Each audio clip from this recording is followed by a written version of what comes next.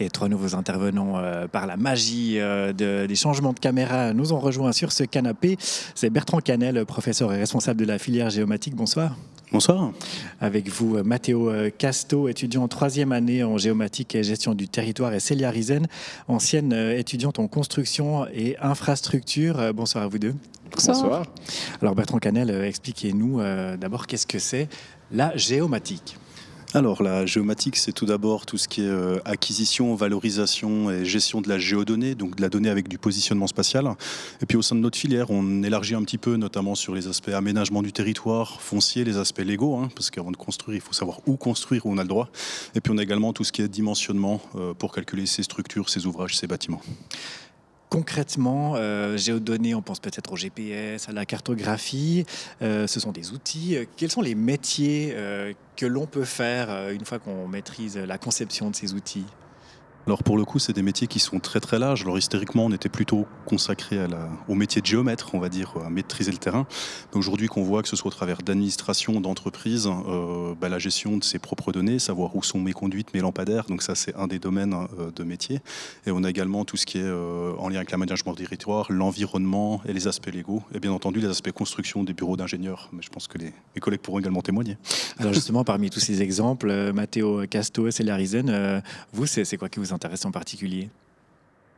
Alors, personnellement, je suis en géomatique, donc là, ce serait plus directement dans soit la construction sur le chantier même ou le développement d'applications avec de la cartographie comme Google Maps ou autre. Donc c'est un peu plus axé là-dessus, alors qu'il y a un peu trois volets, comme on l'a cité tout à l'heure. Oui, alors moi, justement, qui représente plutôt l'infrastructure construction, donc le génie civil. Ce qui m'intéresse en lien avec les géodonnées, moi je suis vraiment partie dans la mobilité, maintenant je me spécialise là-dedans. Et c'est vrai que tout ce qui est flux, déplacement, mobilité de manière générale, ça se base sur des données qui sont à un lieu donné, à un temps donné. Donc c'est là que les géodonnées sont très intéressantes. Et du coup, voilà, tout est en lien, mais quand même avec chaque fois ces spécialisations, peut-être plutôt géodonnées, récupération et analyse vraiment spatiale, alors que moi c'est plutôt dans la construction et dans l'aménagement, on va dire, urbain. Alors vous êtes ancienne étudiante ici, votre parcours d'études jusqu'à votre travail actuel, ça s'est passé comment ? Bien. J'ai commencé par le gymnase et à la fin du gymnase, je savais que je voulais faire quelque chose dans le technique, mais alors vraiment aucune idée de quoi. J'ai entendu parler de la PFI, donc l'année préparatoire ici, où on découvre vraiment des cours dans tous les métiers de l'ingénierie, donc je suis venue faire ça avec toujours aucune idée de ce que je voulais faire après. Et c'est là-dedans que voilà, le génie civil, tout ce qui touchait au territoire, vraiment, c'est ce qui m'a vraiment le plus intéressée. Donc je suis partie faire un bachelor là-dedans. Après des cours sur de la structure, de la géotechnique, l'hydraulique et de la mobilité, je me suis rendu compte que vraiment ce travail pluridisciplinaire de la mobilité, c'est vraiment ce qui me passionnait le plus. Parce qu'il y a des aspects légaux, techniques, sociaux, législatifs. Bref, j'adore vraiment le fait que ça touche à beaucoup de choses. Et c'est pour ça que je suis partie dans ce domaine-là. Et maintenant, je fais un master à temps partiel, du coup en mobilité, et je travaille dans un bureau d'études. Alors Célia Rizen, vous venez de parler de cette année préparatoire. C'est pas la première fois qu'on l'évoque depuis le début de cette soirée portes ouvertes. Bertrand Canel, concrètement, on peut venir ici une année sans être encore vraiment inscrit, juste pour savoir un peu mieux en quoi consiste chaque filière et faire son choix ? Alors effectivement, cette année préparatoire, pour les étudiantes et étudiants qui font le gymnase, on a une année obligatoire pour faire les HES, pour rentrer dans une autre école. Et en fait, la HEGVD, entre autres, a mis en place cette année préparatoire pour les futurs ingénieurs, donc qui permet notamment donc aux filles de découvrir à la place de ce stage quelque part. Donc il y a une partie plutôt découverte de ces 9 filières HEGVD, mais HESSO au sens large, et ensuite un stage appliqué avant de venir chez nous. Donc ce qui leur permet, pour moi c'est une belle opportunité de pouvoir, quand on ne sait pas exactement ce qu'on veut faire, de pouvoir à peu près tout tester et puis vérifier ce qui nous intéresse avant de venir dans une filière. Alors Matteo Casto, votre choix, vous, il est fait. Vous êtes déjà en troisième année. Vous parlez, vous, d'être sur le terrain, sur les chantiers. Très concrètement, le métier que vous feriez après, ça ressemblerait à quoi ? C'est très varié, on passe vraiment de tout, comme on l'a encore répété avant, donc il y a vraiment beaucoup d'aspects légaux, autant du très technique comme du contrôle de stabilité de barrage, ou alors d'intervenir dans un conflit de voisinage pour mesurer un arbre, pour savoir à qui il appartient, ou j'en sais rien. Donc les aspects légaux, c'est le cadastre, de savoir les limites d'un terrain qui sont peut-être pas très bien mesurées. C'est exactement ça, savoir quelle est notre propriété, quel droit on a dessus, etc. Donc il y a vraiment un panel d'aspects très complet dans la géomatique de manière générale, et puis Ouais, c'est à peu près ça. Après, peut-être une journée type un petit peu d'un géomaticien, je dirais, on fait de tout. Autant du terrain que du bureau, ça c'est vraiment la règle et c'est ça qui est cool. Et personnellement, j'apprécie beaucoup et mes camarades aussi. Donc non, c'est quelque chose de très varié. L'employeur potentiel, c'est plutôt l'administration, alors, puisqu'on est dans du légal, du cadastre, où il y a aussi toutes sortes d'industries privées qui font appel à des géomaticiens. Alors, il y a beaucoup d'entreprises privées, des bureaux privés d'ingénieurs, et puis il y a aussi des administrations publiques comme les communes ou les cantons. Voilà. Bertrand Canel, est-ce qu'on peut constater une évolution des outils technologiques pour ceux qui gravitent autour de la HEIG? On voit chaque année je ne sais pas comment ça s'appelle, les petits radars que vous apprenez à tester, qui sont pas. On croit que c'est au bord de la route, que c'est pour contrôler la vitesse, mais non, ce sont les géomaticiens qui font des tests de mesures. Ça a beaucoup évolué, j'imagine, au fil des générations. Exactement. Donc l'appareil que vous citez, c'est un tachyomètre. Donc c'est pas un radar, effectivement. Un tachyomètre qui permet de mesurer des points 3D. Et régulièrement, quand on travaille au bord des routes, on voit des gens qui freinent en nous voyant. Non, on ne vous contrôle pas. On veut juste mesurer la chaussée, le pont, le tunnel, etc. Donc effectivement, ça c'est alors la géomatique, c'est un très très vieux métier. Si on a construit des pyramides, a priori, c'est qu'on arrivait à positionner des objets. Par contre, grâce à l'arrivée de l'informatique, du GPS, comme vous l'avez mentionné, ça a permis de démocratiser aussi. Il y a ne serait-ce que 20 ans en arrière, je pense que se repérer sur une carte, c'était un cours en soi. Aujourd'hui, on sort son téléphone et les applications dédiées. Donc c'est entre autres les débouchés et ces évolutions technologiques qui permettent d'arriver à ça. On a aussi tout ce qui est numérisation 3D qu'on a pu voir pour reconstituer des objets, des ouvrages, ou numériser un territoire. Donc effectivement, l'informatique nous a beaucoup aidé, aussi bien au niveau du traitement des données comme dans l'acquisition. Et puis on a pu le voir cet après-midi durant les portes ouvertes ici dans les locaux de la HEIG à Yverdon. Vous avez également des drones. Duja les a vus aussi. On va voir concrètement à quoi peut servir un drone dans le domaine de la géomatique. Regardez.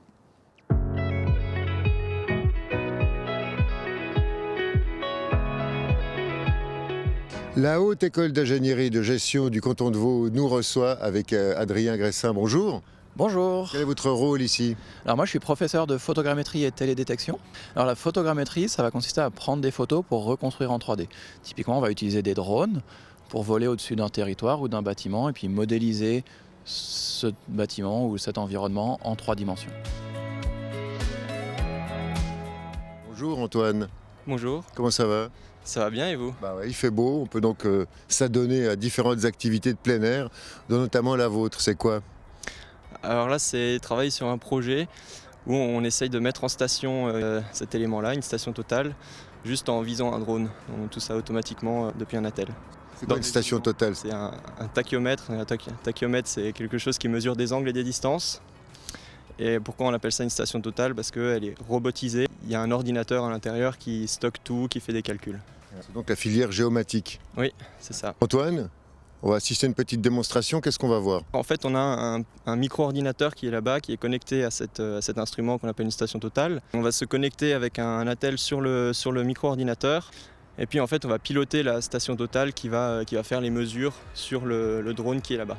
Alors, à l'attaque. À l'attaque. Bon vol. Merci.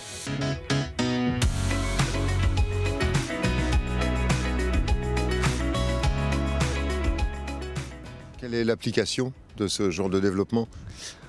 C'est essentiellement le monitoring, toutes les mesures appliquées au travail de géomètre. On a un premier prototype qui fonctionne bien. On a encore une phase de miniaturisation où on va essayer de miniaturiser tout le prototype pour que ce soit utilisable le plus facilement possible.